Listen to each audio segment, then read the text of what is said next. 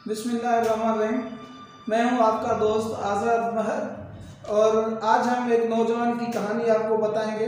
पुराने दौर में एक नौजवान था जो घोड़ों के नाल तैयार करता था। वो आग में हाथ डाल के लोहा डालता था हाथ से आग में, और हाथ से ही लोहा जो है बाहर निकाल लेता था। वैसे आग से लोहा निकालने के लिए कोई जम्बूरी कोई ना कोई चीज़ इस्तेमाल की जाती है, लेकिन वो ऐसे ही हाथ से लोहे को बाहर निकाल के ना लोग घोड़ों के जो नाल है वो तैयार कर लेता था।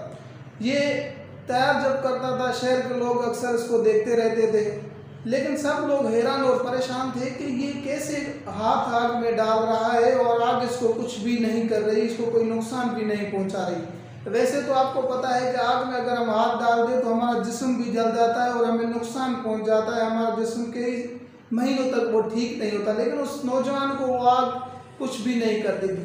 सब लोग परेशान थे। एक दिन एक बुजुर्ग बाहर से आया, दूसरे शहर से आया, तो उस शहर में वो उस नौजवान को नौजवान का मौजज़ा उसने देखा कि यह हाथ आग में डाल रहा है, लोहा बाहर निकाल के नाल घोड़ों की तैयार कर रहा है। उस बुजुर्ग ने सोचा कि आज रात यहाँ ही स्टे कर लेता हूँ। वो बुजुर्ग वहाँ पे वो रात गुजारने के लिए उस नौजवान के पास गया। जब देखा कि नौजवान वो नाल तैयार कर रहा है तो बुजुर्ग ने उससे ये मौजज़ा पूछा कि आप आग में हाथ डाल के बाहर निकाल रहे हो, फिर भी आपका जो है ना हाथ नहीं जल रहा, इसकी क्या वजह है? उस नौजवान ने उस बुजुर्ग को सारा किस्सा और कहानी बताई कि कुछ साल पहले मैं अपने घर पे था, एक खवातीन मेरे पास, एक जो है ना औरत मेरे पास आई, नौजवान लड़की मेरे पास आई। उसने जब कुंडी खड़काई तो मैंने दरवाज़ा खोला तो उसने पानी मुझसे मांगा। मैंने उसको पानी दिया, उसने पानी पिया। फिर मैंने उससे पूछा कि कुछ खाना वाना आपने खाया है? तो उसने कहा कि कई दिनों से मैंने खाना नहीं खाया है। तो मैंने उसको कहा कि मैं खाना आपको खिलाता हूँ, आपकी ऐसी हालत क्यों है? तो उसने मुझे बताया कि कुछ साल पहले मेरे वालिदैन हज पे गए थे। जब हज पे गए तो वो वहाँ पे गुजर गए, वापस नहीं आए। तो मैं अकेली ही उनकी औलाद हूँ, बेटी हूँ। मुझे समझ में नहीं आ रहा कि मैं ज़िंदगी कहाँ से शुरू करूँ। तो उस नौजवान ने उससे कहा कि मैं आपको ज़िंदगी शुरू करने के हवाले से शाम को आप आइएगा, आपको खाना भी खिलाऊंगा और ज़िंदगी शुरू करने के हवाले से तरकीब भी बताऊंगा। उस नौजवान ने कहा कि फिर मैंने क्या किया कि शाम को बहुत सारे खाने मैंने मुख्तलिफ कबाब मुख्तलिफ चीज़ें उसके लिए तैयार करके रखी।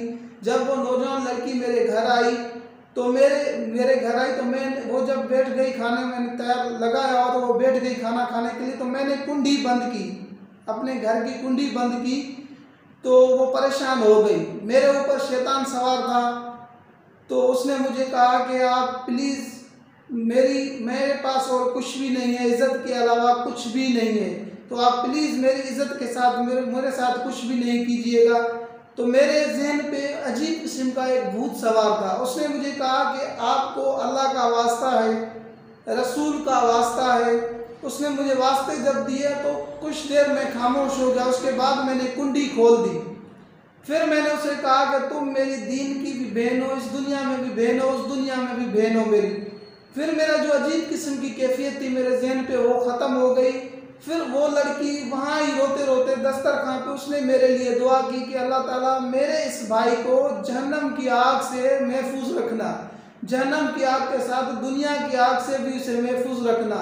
उसने दुआ की और रोते रोते चली गई। उसने जो दुआ की, कुछ साल बाद मैंने ये काम शुरू किया, लोहार वाला काम शुरू किया, ये घोड़ों का नाल बनाना जब शुरू किया, पहली बार जब मैंने हाथ डाला बाहर निकाला तो मेरा हाथ नहीं जला। मैं खुद परेशान था, मुझे समझ में नहीं आ रहा था कि किसकी दुआ लग गई है। फिर जब मैंने ये काम प्रॉपर करना शुरू किया, फिर मुझे समझ में आया कि ये दुआ जो है ना उस बहन की लग गई है। उस बहन की दुआ की वजह से मैं जितनी भी आग गर्म हाथ डालता हूँ मेरा हाथ नहीं जलता है। तो आवाज़ और तस्वीर के दुनिया के दोस्तों, हमारी सोच अगर अच्छी है, अगर हमारी सोच अच्छी है और अगर हम जो काम करना चाह रहे हैं अल्लाह ताला हमारी मदद करता है। और हम जिससे भी मिले अपने दोस्तों को कहें एक दूसरे के लिए दुआ करें ताकि हमें अपने लिए दुआ मांगने की ज़रूरत नहीं पड़े। आप अपना भी ख्याल रखिएगा और उनका भी ख्याल रखिएगा जिनका कोई ख्याल नहीं रखता।